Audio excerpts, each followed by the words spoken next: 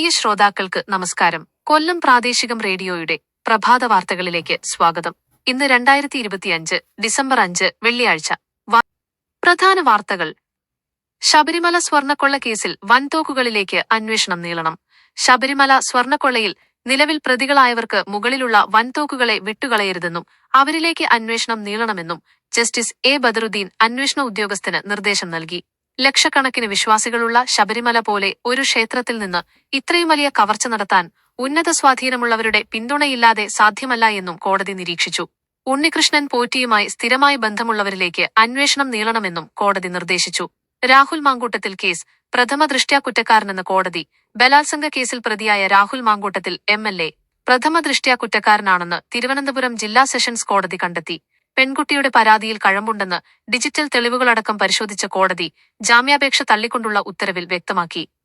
MLA സ്ഥാനമുപയോഗിച്ച് സ്വാധീനം ചെലുത്താനും തെളിവ് നശിപ്പിക്കാനുമുള്ള സാധ്യത കണക്കിലെടുത്താണ് മുൻകൂർ ജാമ്യം നിഷേധിച്ചത്. ഒളിവിലുള്ള രാഹുലിനായി തിരച്ചിൽ ഊർജിതമാക്കി. ജാമ്യം നിഷേധിച്ച ശേഷവും ഒളിവില് തുടരുന്ന രാഹുൽ മാങ്കൂട്ടത്തിൽ MLAക്കായി പോലീസ് സംഘം നാടെങ്ങും തിരച്ചിൽ നടത്തുന്നു. MLAയുടെ 2 പേഴ്സണൽ സ്റ്റാഫ് അംഗങ്ങളെ പ്രത്യേക അന്വേഷണ സംഘം കസ്റ്റഡിയിലെടുത്തിട്ടുണ്ട്. രാഹുൽ ഹൈക്കോടതിയെ സമീപിക്കാൻ നീക്കം തുടങ്ങി. രാഹുലിനെ പുറത്താക്കിയതിനെ സ്വാഗതം ചെയ്ത് കോൺഗ്രസ് നേതാക്കൾ. രാഹുൽ മാങ്കൂട്ടത്തിലിനെ പുറത്താക്കിയത് രാജ്യത്ത് ഒരു പാർട്ടിയും എടുക്കാത്ത തരം തീരുമാനമാണെന്ന് പ്രതിപക്ഷ നേതാവ് VD സതീശൻ പറഞ്ഞു. പാർട്ടി നടപടിയെ രാജ്മോഹൻ ഉണ്ണിത്താൻ, കെ മുരളീധരൻ എന്നിവർ സ്വാഗതം ചെയ്തു. ധാർമ്മികതയുണ്ടെങ്കിൽ രാഹുൽ MLA സ്ഥാനം രാജിവെക്കണമെന്ന് കെ മുരളീധരനും മന്ത്രി വി ശിവൻകുട്ടിയും ആവശ്യപ്പെട്ടു. MLA സ്ഥാനത്ത് തുടരണോ എന്ന് രാഹുലാണ് തീരുമാനിക്കേണ്ടതെന്ന് KC വേണുഗോപാൽ പ്രതികരിച്ചു.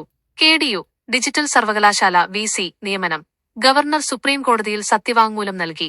സാങ്കേതിക സർവകലാശാല VCയായി സിസ തോമസിനെയും ഡിജിറ്റൽ സർവകലാശാല VCയായി ഡോക്ടർ പ്രിയചന്ദ്രനെ നിയമിക്കണമെന്നും കാട്ടി ഗവർണർ രാജേന്ദ്ര അർലേക്കർ സുപ്രീം കോടതിയിൽ സത്യവാങ്മൂലം സമർപ്പിച്ചു. തദ്ദേശ തിരഞ്ഞെടുപ്പ് അവധി. തദ്ദേശ തിരഞ്ഞെടുപ്പിനോടനുബന്ധിച്ച് 11 ഡിസംബർ 9 തീയതികളിൽ നെഗോഷ്യബിൾ ഇൻസ്ട്രുമെന്റ്സ് ആക്ടിന് കീഴിലുള്ള എല്ലാ സർക്കാർ, അർദ്ധ സർക്കാർ, വാണിജ്യ സ്ഥാപനങ്ങൾക്കും സംസ്ഥാന സർക്കാർ അവധി പ്രഖ്യാപിച്ചു. ഇൻഡിഗോ വിമാന പ്രതിസന്ധി. 10,000-കണക്കിന് യാത്രക്കാരെ ദുരിതത്തിലാക്കി ഇൻഡിഗോ വിമാന സർവീസുകൾ രാജ്യവ്യാപകമായി അവതാളത്തിലായി. ഇതുവരെ 321 സർവീസുകൾ റദ്ദാക്കി. സംഭവത്തിൽ D00A അന്വേഷണം തുടങ്ങി. സർവീസുകൾ പൂർണ്ണമായും സാധാരണ നിലയിലാകാൻ ഫെബ്രുവരി 10 വരെ സമയമെടുത്തേക്കാം എന്നും അതുവരെ വിമാന സർവീസുകൾ വെട്ടിക്കുറക്കുമെന്നും ഇൻഡിഗോ അറിയിച്ചു. അന്താരാഷ്ട്ര വാർത്തകൾ. ഇന്ത്യ റഷ്യ ഉച്ചകോടി. ഇന്ത്യ സന്ദർശനത്തിനെത്തിയ റഷ്യൻ പ്രസിഡന്റ് വ്ളാഡിമിർ പുടിനെ പ്രധാനമന്ത്രി നരേന്ദ്രമോദി വിമാനത്താവളത്തിൽ നേരിട്ടെത്തി സ്വീകരിച്ചു. മോദിയെ സമ്മർദ്ദങ്ങൾക്ക് വഴങ്ങാത്ത നേതാവെന്ന് വിശേഷിപ്പിച്ച പുടിൻ മോദിയെപ്പോലൊരു നേതാവുള്ളത് ഇന്ത്യയുടെ ഭാഗ്യമാണെന്നും പറഞ്ഞു. റഷ്യയിൽ നിന്ന് എണ്ണ ഇറക്കുമതി ചെയ്യാൻ ഇന്ത്യക്ക് അവകാശമുണ്ടെന്നും പുടിൻ ആവർത്തിച്ചു. US നാടുകടത്തിയ ഇന്ത്യക്കാർ റെക്കോർഡ് ഉയരത്തിൽ. അമേരിക്കയിൽ നിന്ന് ഈ വർഷം നാടുകടത്തിയ ഇന്ത്യൻ പൗരന്മാരുടെ എണ്ണം കഴിഞ്ഞ 16 വർഷത്തെ ഏറ്റവും ഉയർന്ന നിരക്കിലെത്തി. ഈ വർഷം ഇതുവരെ 3258 ഇന്ത്യക്കാരെ US നാടുകടത്തിയതായി കേന്ദ്ര വിദേശകാര്യമന്ത്രി S ജയശങ്കർ രാജ്യസഭയെ അറിയിച്ചു. ഛത്തീസ്ഗഡ് ഏറ്റുമുട്ടൽ.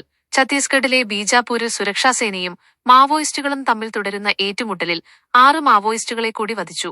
ഇതോടെ കഴിഞ്ഞ 2 ദിവസത്തിനിടെ വധിച്ച മാവോയിസ്റ്റുകളുടെ എണ്ണം 18ആയി. പാകിസ്ഥാൻ എയർലൈൻസ് ലേലത്തിന്. കടബാധ്യതയെ തുടർന്ന് പാകിസ്ഥാൻ ഇന്റർനാഷണൽ എയർലൈൻസ് ലേലം ചെയ്യാൻ ഒരുങ്ങുന്നതായി റിപ്പോർട്ട്. ഡിസംബർ 23-ന് ലേല നടപടികൾ നടക്കും. സിനിമാ വാർത്തകൾ. ഷെയ്ൻ നിഗം പോലീസ് യൂണിഫോമിൽ വീണ്ടും എത്തുന്ന ദൃഢം സിനിമയുടെ ടൈറ്റിൽ വീഡിയോ പുറത്തുവിട്ടു. SI വിജയ് രാധാകൃഷ്ണൻ എന്ന കഥാപാത്രത്തെയാണ് ചിത്രത്തിൽ ഷെയ്ൻ അവതരിപ്പിക്കുന്നത്. പ്രണവ് മോഹൻലാൽ നായകനായെത്തിയ ഹൊറർ ചിത്രം DS ഈറയും രശ്മിക മന്ദാന പ്രധാന വേഷത്തിലെത്തിയ ചിത്രം ദ ഗേൾഫ്രണ്ടും ഡിസംബർ 5 മുതൽ OTTയിൽ സ്ട്രീമിംഗ് തുടങ്ങി. പ്രഭാത വാർത്തകൾ ഇവിടെ പൂർത്തിയാകുന്നു. കൂടുതൽ വാർത്തകളുമായി അടുത്ത മണിക്കൂറിൽ വീണ്ടും കാണാം. നമസ്കാരം.